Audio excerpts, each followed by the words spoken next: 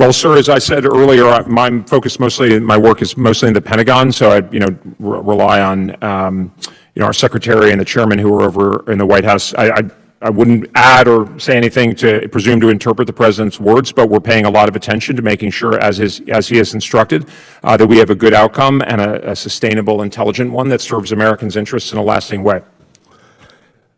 Mr. Colby, we're not getting some answers from you. We're getting a lot of rhetoric and oftentimes no answers to our questions, no information. In the National Defense Strategy, our allies are criticized for, and I quote, investing in domestic programs. To a majority of the world, investing in domestic programs is also known as governing and taking care of your citizens. And I get this criticism was made in the context of allies not investing enough in defense. But even when a country is doing everything right, they seem to be punished by this administration. Take the Baltic nations, NATO's eastern flank, for example. They have consistently led defense spending by GDP in Europe, each topping 3%. And despite this, the administration attempted to zero out programs like the Baltic Security Initiative. What else should a NATO ally be doing, in your opinion, if their commitment to defense spending isn't enough to have this administration support? Then what is? Sir, I find it a little paradoxical that, it sounds like you advocate for more domestic programs. It's the American people who've been paying to indirectly subsidize. And don't take it from me, sir. Minister of Defense Collins from New Zealand has made this exact point. If you could just answer my question, I would appreciate it. So our allies have invested in their domestic societies. That's not fair. I mean, it seems kind of common sense to me, but it's also not sustainable. And the Europeans and the others, they're not contesting it. What do they have to do to invest heavily in defense? And sir, let me be very clear. We are actually adapting. So, I mean, if you look at my travels last month to Brussels and to Munich, that was the message, and that was the message the Europeans perceived. And I would say a lot of this is a little bit, we're behind the target because we are actually working with our allies. They're not fighting the scenario. Everybody knows. I reclaim my time. Let me ask you a few basic questions. Is Russia's illegal war in Ukraine a threat to the United States? So we're all supporting the yes or no? The war in Ukraine. Just yes or no, Mr. So we Colby. take the Russian military. Mr. Colby, how simple is it to answer yes or no? We're taking the Russian military threat seriously, sir. Yeah. Is Ukraine a friendly country? Is it a friendly country? Yes, I think so. Thank you. I would encourage you to answer our questions and not filibuster with a bunch of BS. Thank you. Gentleman yields back. Chair, I recognize the gentleman from Tennessee, Dr. Desjardins. Thank you, Chairman. Secretary Colby, I'm probably going to take a little different approach than some of my colleagues have here, but as the subcommittee chair on strategic forces, I have a lot under my umbrella that as the President's priorities, including Golden Dome, advancement in space, nuclear modernization, missile defense, and so, pretty much all the things we're talking about here. So, what concerns me the most looking forward is a conflict with China. I would say people are questioning daily, why now? Why did we go after Iran? And I would say, why not any time in the last 47 years? Because we could have spent the next hour talking about all the death and destruction that they've caused directly as a regime and what they've done through their proxies with the Houthis and Hezbollah and Hamas. And so when we talk about cutting the head off the snake, if that's what we're doing right now, how long would you anticipate the proxies to dry up, because we know all their weapons, money, and training comes from Iran? Well, sir, we're not going to close the president's decision space, but obviously I think you've heard the president talk about 4 weeks roughly for the military campaign. I think the chairman has talked about 3 to 5 weeks in terms of the designated objectives, hopefully getting into a good place. But obviously that's going to be as long as the president dictates, or as short, that's going to be up to him. And I would rank China, Russia, Iran, and North Korea as our 4 biggest adversaries in that order. What we're doing right now in Iran, if we were in a conflict with China, would we have the capacity to do both?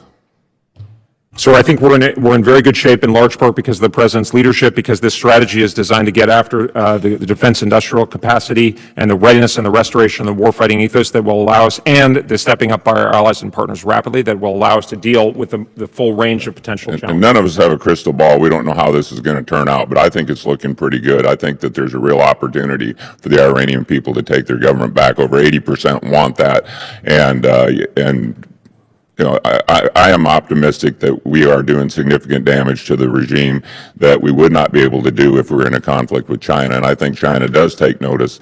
And deterring China, let me put it this way, the best way to win a conflict with China and Taiwan is to not let it start.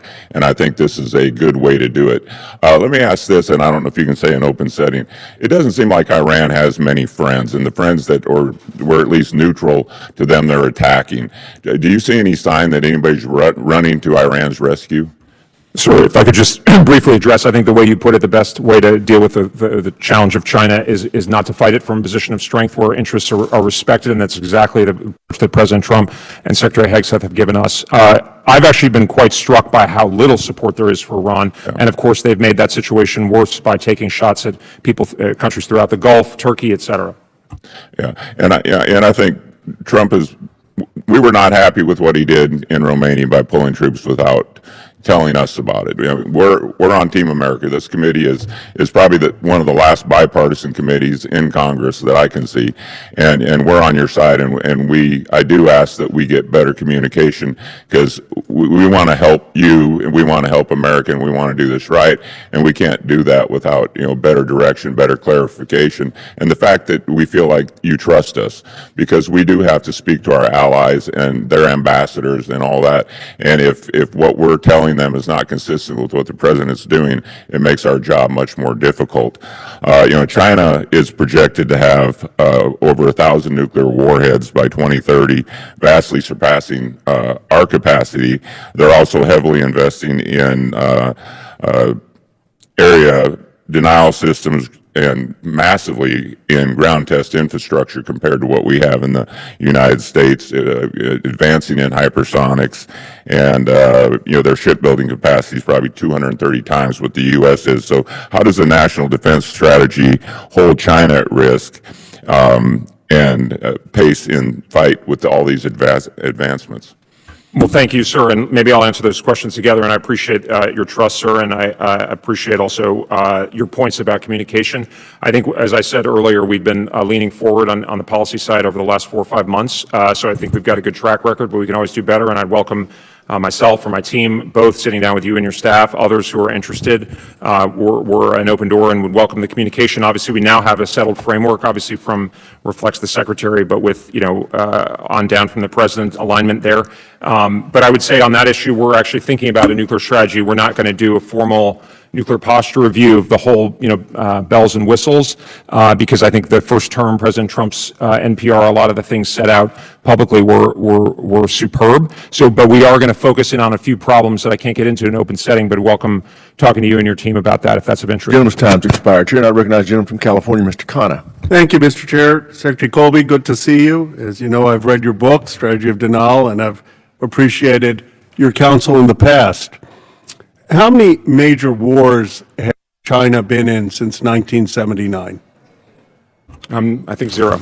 Zero. I mean, the Vietnam-Chinese War in 79 was their last major war. How many major wars has the United States been in since 1979? I'd hesitate to give you a figure, sir, but, 3 Dozens? or 4 or 5, I don't know. 4 or 5 major ones and probably dozens of interventions.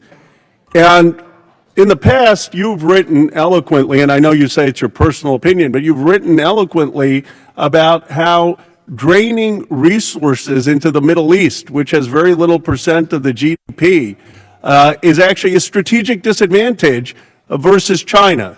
That basically China is free riding, they don't fight the wars, we've been spending all this money on these wars in the Middle East.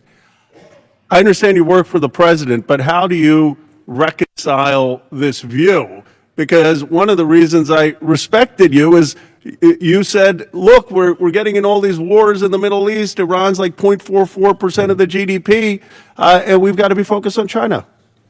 Well, thanks, Congressman. I'd turn it back to some of our conversations, if I may say. I think I've always said that Iran is a threat, and we're going after it with scoped military objectives, and that's what I committed to in my confirmation hearing almost exactly a year ago. So I think this is, I'm very supportive of this effort of Operation Epic Fury, and I know, and I personally am involved. I wouldn't overstate my involvement or influence certainly, but I know from the top down we are thinking about how to make sure this is net beneficial for the American people. But the real answer, sir, is in the industrial policy kind of discussions that you've been leading on your side of the aisle. But there's, I think, consensus on, which is we've got to be able to produce at a higher level more quickly the best stuff, but also lower cost stuff. And that's why, the real message of the strategy, and the strategy is more of a heuristic or a framework than a particular, settled point in time, is rather to say, we need a national mobilization of our defense industrial base. And sir, I think that's what you've been saying. I appreciate that. Let me ask it this way, because I get you can't contradict the president.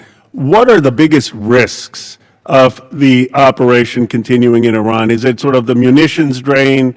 Is it the treasury drain? What would you say? My hope is you'll be one of the voices in the administration saying, let's end this quickly. What do you see are the biggest risks? Well, I think there are a range of risks, and they have to be